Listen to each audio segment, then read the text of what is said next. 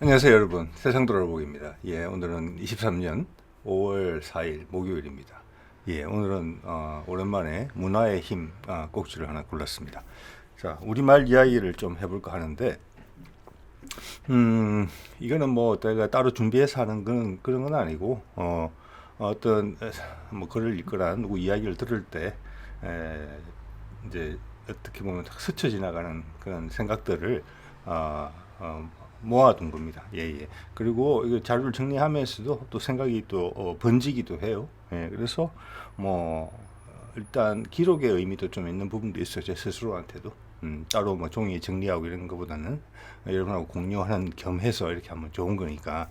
그리고 저는 뭐 예전에도 그런 말씀 드린 적이 있는데, 우리 말이라는 거, 우리 뭐 전문가 이런 거 필요 없잖아요. 우리 다 우리말 다 하잖아요. 이 말을 잘 살펴보면은 우리 말을 우리가 과거에 오랜 옛날에 어디서 어떻게 왔으며 그 뭐 인종적인 뿌리든지 간에 또는 그의 어떤 뜻의 뿌리든지 간에 우리가 우리임을 만들어주는 그 정체성이 있잖아요. 그게 어디서 왔으며 또 지금은 우리가 어디에 있으며 그리고 미래에는 우리가 어떻게 하고 싶은지 우리가 못 느끼는 것들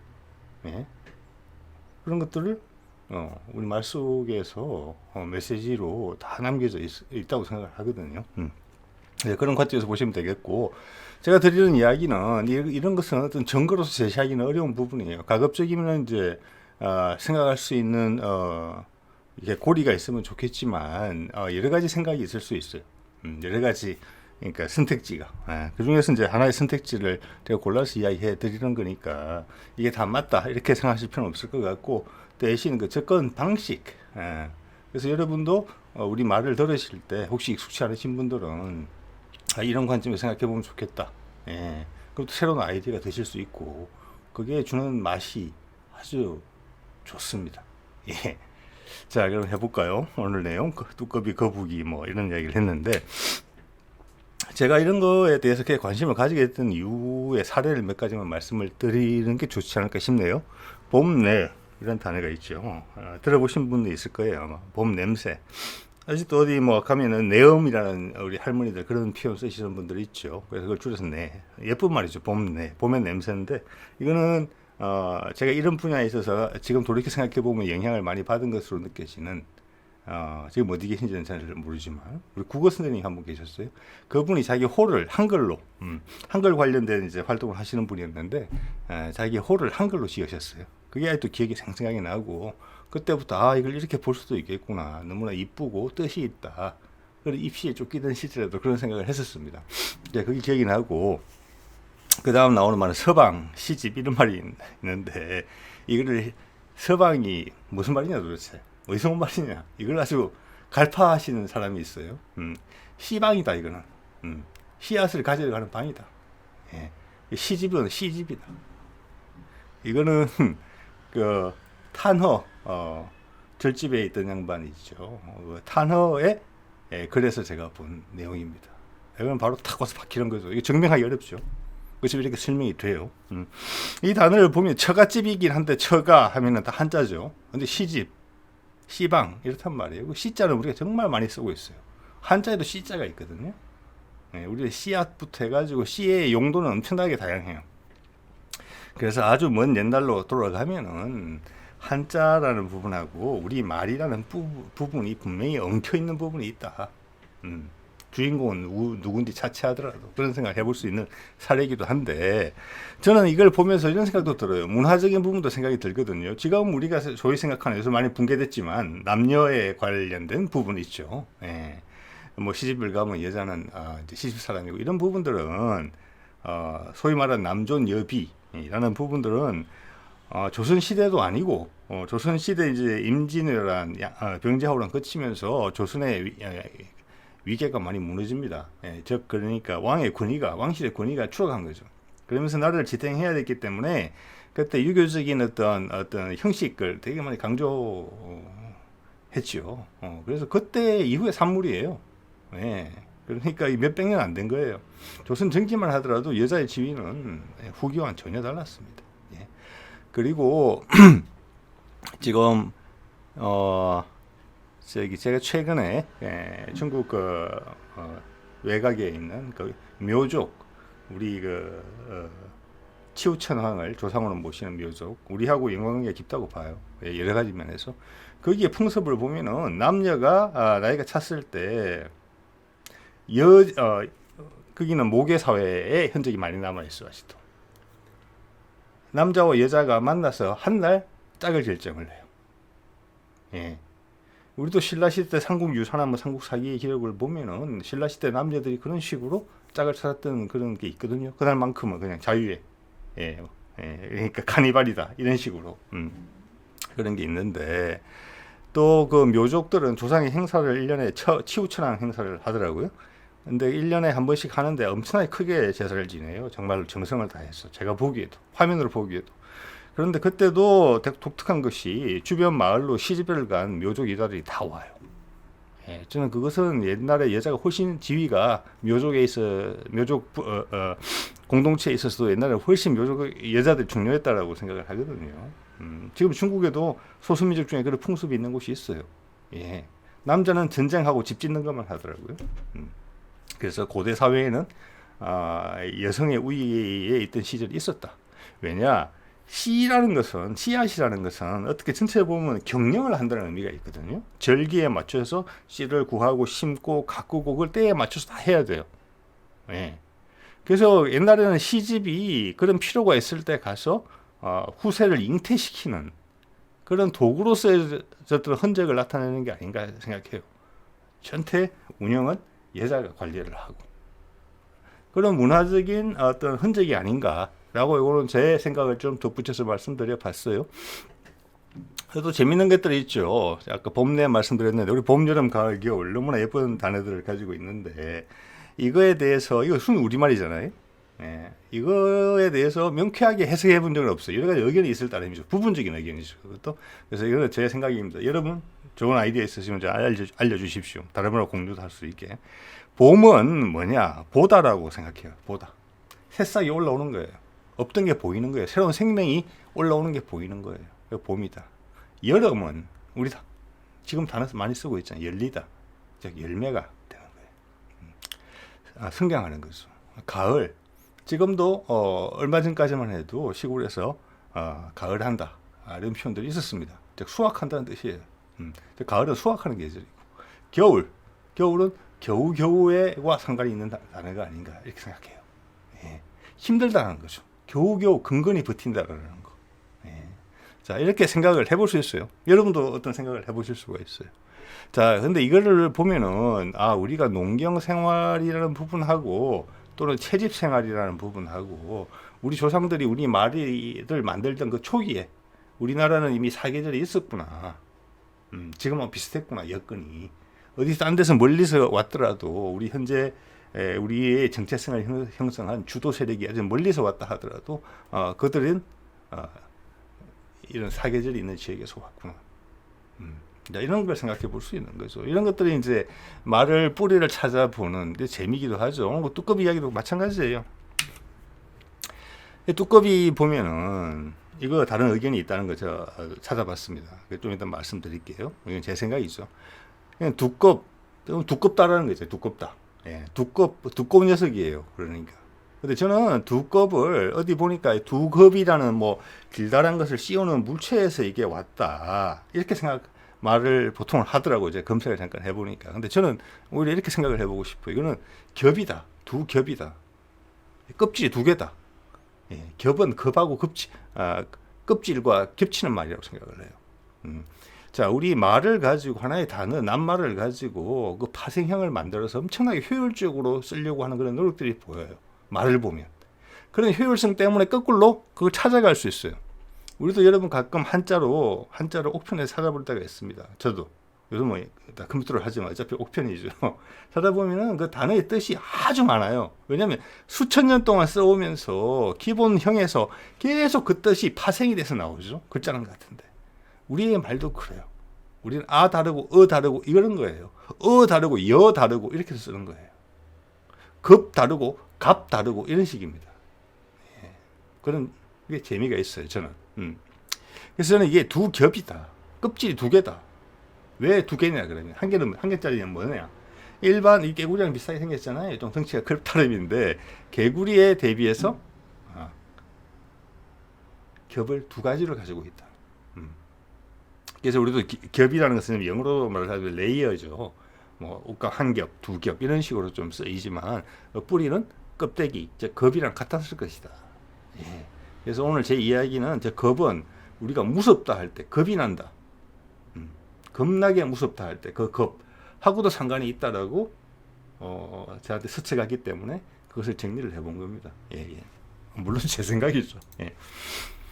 자, 그래 보면은 자, 겁 그런 말씀 드렸는데 그럼 겁은 껍질이라는 표현을 많이 쓰고 껍데기라는 단어가 사실은 많은 걸 내포하고 있죠. 저 겉에 있는 것인데 딱딱한 것이다. 그래서 떼어낼 수가 있을 정도로 딱딱하다. 즉 분리가 될 수 있는 그런 부분이다. 예. 이런 것을 의미한다고 봅니다. 그래서 저거에 또 파생된 내용이 비슷한 단어가 겉이라고 생각합니다. 겉. 속과 겉 할 때 겉. 즉 이것을 겁이라는 단어를 최대한 활용해서 쓴 거예요. 자, 그리고 겁은 우리가 이제 단단하다는 거죠. 껍데기라는 말씀을 드렸습니다만은 겁 말고 갓이 있어요. 갓. 부들부들한 쪽이에요. 우리 갓바치. 예? 가죽 장인이죠. 가죽을 갓이라고 했단 말이에요. 지역에 따라서 경상도 같은 경우에는 시어자를 써요. 갓. 그래서 갓길은 제일 바깥에 있는 길이에요. 우리도 시에다 쓰잖아요. 그럼 표준말에도. 그래서 우리 표준말로는 가장자리라고 그러죠. 테두리 쪽에 가까운 거. 경상도 지방에서는 가세라고 해요. 즉 시엇이에요. 시엇. 그래서 갓, 시엇도 되고 지엇도 되고 그래요. 그런 흔적이 남아있어요. 가장자리, 가세, 갓길, 살갓. 살 밖에 있는 가죽이에요. 살갓. 피부라는 단어보다는 살갓이라는 단어가 얼마나 이쁩니까? 그래서 그게 이제 어떤 테두리 지역을 의미하는 그 바깥의 부분을 의미하는 단어가 됐죠. 테두리하고도 다르죠. 테두리는 경계 한계예요. 그 안에 것이 소중할 때 쓰는 단어예요. 테두리. 그것과 가장자리는 다르죠. 가장자리는 그냥 아주 중립적으로 그냥 둘레에 가까이 있는 지역을 의미하는 거죠. 북, 경계. 그게 딱딱한 것은 껍질, 겁. 부드러운 것은 갓. 이렇게 썼다는 의미입니다. 예, 지금도 이런 식으로 단어가 만들어지고 있겠죠.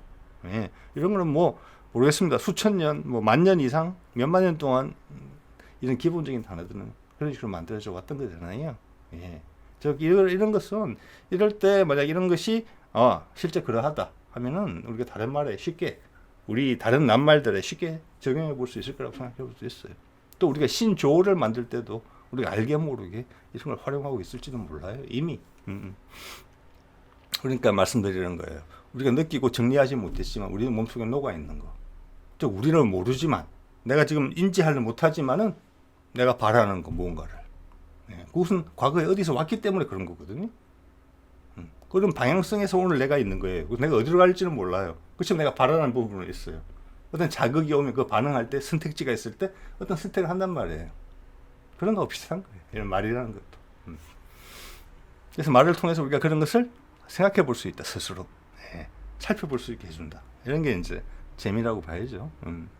자, 그래서 그렇게 따지면은 이것을 두꺼비를 두 더하기 겁이라고 봤을 때는 이 거북이도 설명이 되는 거예요. 거북이 좀 쉬워요. 겁이. 예.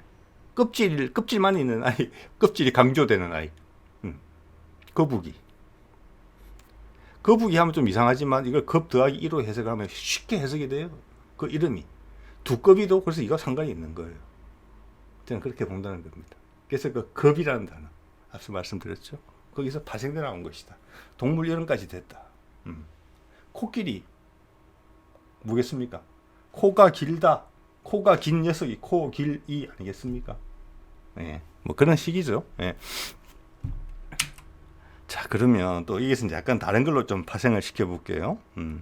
우리가 탈 아시죠? 탈춤. 지금 탈들 보이는데 이것을 우리 이런 관용 표현으로 쓸 때 있죠. 제가 항상 일치하지는 않지만 인두껍을 쓰고 그렇게 할 수가 있냐. 즉 사람의 탈을 쓰고 그 말이잖아요. 이게 어디까지가 한자고 어디까지가 우리말이고 이걸 잘 몰라요. 그래서 제가 검색을 해보니까 인두겁은 앞에 사람 인자만 한자로 생각하고 두겁은 가늘고 긴 물건에 끝에 씌우는 물건. 이런 해석이 제일 인기 있는 것 같아요. 저는 이게 동의하기는 좀 안 되더라고요. 예, 그래서 좀 제가 아까 말씀드린 그대로 이것은 두 개의 기업이다. 예, 가식이다. 가린 것이다. 이걸 탈이다. 예, 그래서 그렇지만 쓰는 의미는 상당히 많이 다르다. 탈. 우리를 쓸 때 어떻게 씁니까? 탈은 껍질이긴 한데 내부에 요 밑에 세 번째 줄 보시면 되겠네요. 속에 에너지가 있는 거예요. 그 에너지를 감추기 위해서 내 속망을 감추기 위해서 나를 가린 그런 껍질이에요. 예. 그 껍질을 어떤 다른 식으로 의미를 추상적으로도 확대한 거예요. 예. 즉 탈춤은 엄청나게 에너지가 있는 춤이에요. 그때 시대 상황을 말하지 못하기 때문에 탈바가지를 쓰고 하는 거예요. 그 껍질, 나의 분노, 에너지가 저장되어 있는 껍질이에요. 꽉 폭발할 수 있는. 예. 자, 그런 해석을 가지고 탈춤을 보면은 탈춤이라는 게 엄청난 저항과 에너지의 산물이다라고 느낄 수 있습니다. 겉을 보라고 만드는 껍질이 아니에요. 안에 뭐가 있을지를 짐작해보라고 만든 껍질이에요. 그게 탈이에요. 탈바꿈 한다. 이런 식으로 우리가 표현을 쓰잖아요. 그게 보면은 한자로 된 단어 중에 해탈, 주로 탈피, 탈출, 바꿔지는 것이죠. 자, 이런 탈자의 표현이 다 이렇게 쓰이고 있거든요. 비슷해요. 한자 표현이랑 우리 표현이랑. 이것도 또 아까 씨하고 같은 살이라고 봅니다. 예. 저 먼 옛날 어느 순간에 우리 낱말과 한자말이 같이 섞여 있었던 데가 얽혀 있었던 곳이 저기 있었다. 이렇게 생각을 하는 것이죠. 예. 자, 그리고 우리가 한자하고 이제 이게 왔다 갔다 하는 경우가 있죠. 이거는 좀 들어보신 분들도 계실 것 같아요. 이건 우리 글이라고 쓰잖아요. 우리 말과 글. 예. 참 예쁜 말이라고 생각합니다. 읽으면 읽을수록. 글자라고 표현하기도 하죠, 글을. 그런데 글자가 어디서 왔느냐? 긁다에서 왔다고 생각하는 것 같아요. 긁다. 긁는 거죠. 옛날에 종이가 없었죠. 예. 글자를 남기려면 점토판이나 바위 위에 뭔가 날카롭고 단단한 것으로 긁었어야 돼요. 그게 문자의 시초예요. 어떤 문명이든지 간에. 그래서 우리는 그 말이 고스란히 남아 있어요. 그래서 긁다라는 표현이 아주 우리 조상 옛날부터 처음으로 그림을 그리거나 글자를 남기던 그 수천 년 전부터, 그게 뭐 몇만 년인지 수천 년인지 모르겠습니다만은 그때부터 긁다라는 말이 있었다는 거예요. 그 낱말이. 예. 이것은 우리 한국 사람의, 우리 한반도에 있는 사람들의 문명의 시초점부터 긁다라는 단어는 있었다는 거예요. 엄청나게 오래된 단어죠. 그 긁다를 글이라고 한다는 거죠. 그 흔적이 남아있죠. 우리도 여러분도 어릴 때 골목에서 놀던 시절에 금걷기 하잖아요. 금걷기. 줄걷기를 안 하고 금걷기라고 그러죠. 금걷기. 네? 금을 그어라. 금하고 줄은 의미이 달랐어요. 주로 금이었죠. 그 금이 그거예요. 긁은 거. 그때는 문자도 아니고 그림도 아니고 신호죠. 예. 금 밟지 마라 그러죠. 줄 밟지 말라 그러지 않고. 줄은 팽팽히 당기는 게 줄이에요. 바닥에 그어지 우리가 노래할 때 끊는 거, 오징어, 뭐 십자, 팔자, 이거는 금이에요. 줄은 하늘에 떠 있는 팽팽하고 묶을 때 쓰는 거예요. 당길 때만 쫙 서는 게 줄이에요. 땅에 긋는 건 금이에요. 금 밟지 마라. 여기서도 하나 생각해 볼 수 있는 게, 이걸 약간 응용편이라고 생각을 해보면, 저도 어릴 때 시골서 집에서 태어났습니다. 예. 저 나이 또래만 해도 도시에서 태어나신 분들은 다 병원에서 태어나신 분들이 많으실 텐데, 저 같은 경우는 시골에 있었어가지고 집에서 태어났습니다. 집에서. 예. 집에서 태어났는데 그때 금줄을 걸었는지는 모르겠어요. 연속국에서 가끔 보죠. 예, 금줄을 거는데 뭐 새끼줄에 뭐 이렇게 꼬아서 그 금줄을 생각해 볼 수가 있어요. 금줄의 의미가 뭔지. 예. 그래서 줄은 줄 맞죠? 새끼줄이니까 줄 하늘에 매달았잖아요. 이렇게. 그게 애들이 이제 태어났으니까 처음에 이제 면역력이 취약하니까 뭐 예를 들어서 100일 개념하고 같은 거예요. 100일 동안은 바깥에 안 나가잖아요. 그게 상당히 어떻게 보면 합리적인 그런 선택이고 우리의 조상들의 슬기로운 문화예요. 취약하니까 바깥을 출입을 제한시키는 거죠. 외부 사람들의. 줄은 줄을 친 게 맞아요. 금은 뭐냐 그러면 금줄인데. 예? 금 같은 애기가 태어나서 쇠금 짜서 금줄이냐. 예. 아닌 것 같아요. 제가 봤을 때. 이 금은 땅바닥에 그은 금이에요. 응? 여러분 어릴 때 짝지랑 다툼할 때 우리 한 책상 쓸 때 검을 끊고 검을 끊고 넘어오지 마라 이런 거 해보신 경험 있으신 분들이 있을 거예요. 저도 있습니다. 예. 그 검은 경계고 한계를 의미하는 거예요. 넘어서면 안 되는 거예요. 금지의 의미가 있어요. 그죠? 그 검은 땅바닥에 그은 검은 넌, 네 논, 내 논, 우리 집터, 네 집터 이거를 결정하는 것으로 쓰였다는 거예요. 그래서 극다에서 우리처럼 글자, 문자도 됐지만은 그게 금지를 뜻하는 거 됐던 거예요. 아주 오랜 예전부터. 그래서 금지하는 줄을 쳐놓은 거예요. 금줄 들어오지 말라는 거예요. 쉽게 이야기해서. 응? 그래서 지금도 금하다라는 말 쓰잖아요. 금하다. 그 금자가 한자라고 적죠. 금지할 때 금자. 그것도 같은 거예요. 그 옛날로 가면은 뒤에 얽혀 있는 거예요. 많은 경우는 어떤 우리가 지금도 쓰는 낱말이 먼저 있었고, 왜? 말은 문자보다 앞서니까. 그 다음 문자가 생기면서 한자도 그때 생긴 거예요. 그렇게 보는 게 타당할 수도 있어요. 거기서 금지할 때 금자가 나온 거예요. 그런데 극다에서 나온 거예요. 극다에서. 금하다. 금지하다. 예. 그래 놓고 지금 보면은, 우리 심지어 어떤 토시까지도 우리말이 아니고 한자에서 온 건데, 스스로 너무 국뽕에 들어있네. 이렇게 표현하는 경우를 가끔 보게 돼요. 그것도 참, 안타까운 그런 스스로를, 뒤틀어 놓은 거죠.